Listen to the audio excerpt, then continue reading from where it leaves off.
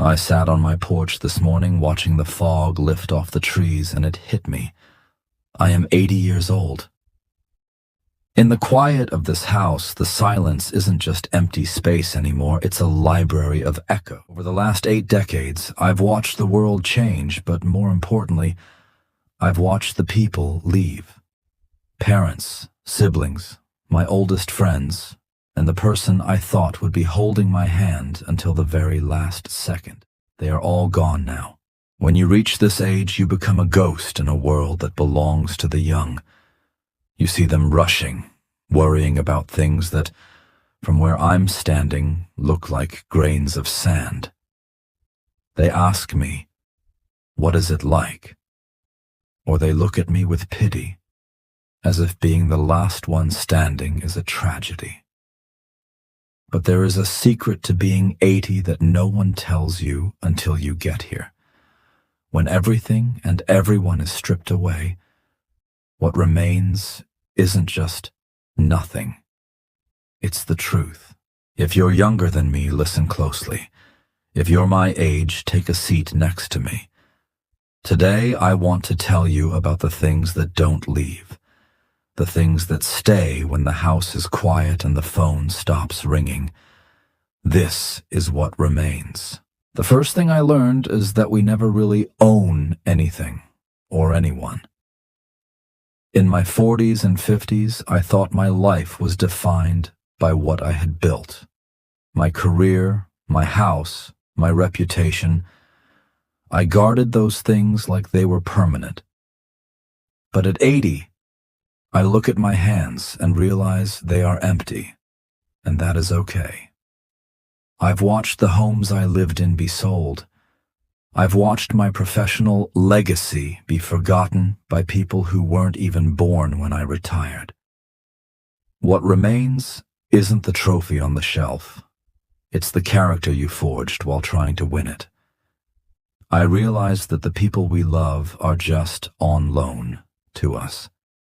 We don't own our spouses or our children. We are just stewards of their time for a little while.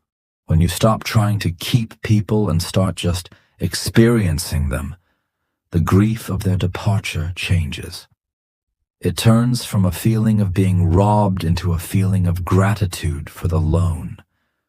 What remains is the love you gave, because that is the only thing that doesn't rot or get sold at an estate sale. When you're young, you wait for the big moments. The wedding, the promotion, the grand vacation. You spend your life looking at the horizon. I realized that life isn't made of the mountain peaks. It's made of the walk between them. If I could go back, I wouldn't seek more success. I would seek more noticing. I would linger longer over a cup of coffee. I would listen to the birds with more intent. What remains at the end of a long life is a collection of small, beautiful nothings that turned out to be everything. One of the hardest parts of watching everyone leave is the solitude. We are a generation that was taught to stay busy. But when the kids moved out and the friends passed on, I was left with a stranger, myself. Most people spend their lives running away from themselves. They use noise, work, and people to drown out their own thoughts. But at 80, you can't run anymore. Your knees won't let you. So you sit. And in that sitting, I found a strength I didn't know I had. What remains is your internal fortress. If you haven't built a relationship with yourself, old age will be terrifying. But if you have, it becomes a sanctuary. I've learned that I am enough. I've learned to forgive the man I was at 25 and 50. What remains is a quiet peace with the person in the mirror. You realize that you were your own best friend all along, you just didn't know it. People ask me if I have regrets. Of course I do. Only a fool or a liar says they don't. But at 80, there is a difference between regret and remorse. I regret the risks I didn't take. I regret the words of love I kept bottled up because of pride. But what remains, and what is most painful, is remorse for the times I wasn't kind. We spend so much energy being right. We argue, we hold grudges, we protect our egos. But as I watch the names in my address book get crossed out one by one, I realize that being right is the loneliest victory in the world.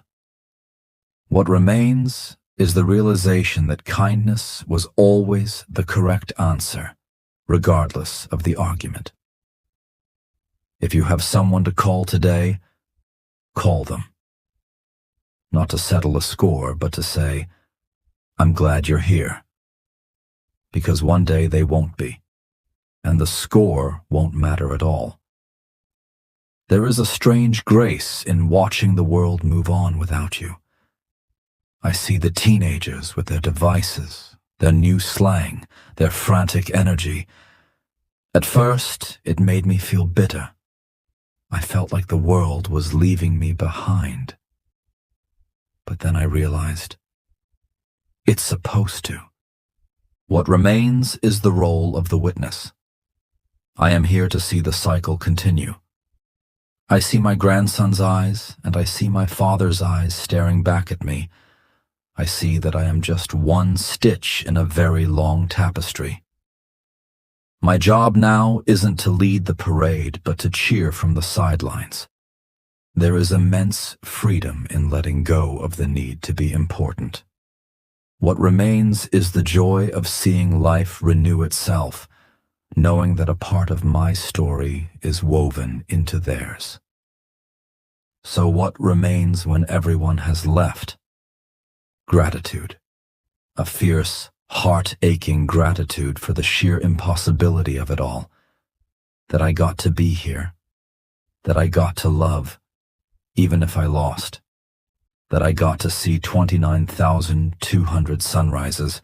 I'm 80, and I'm not afraid of the dark anymore.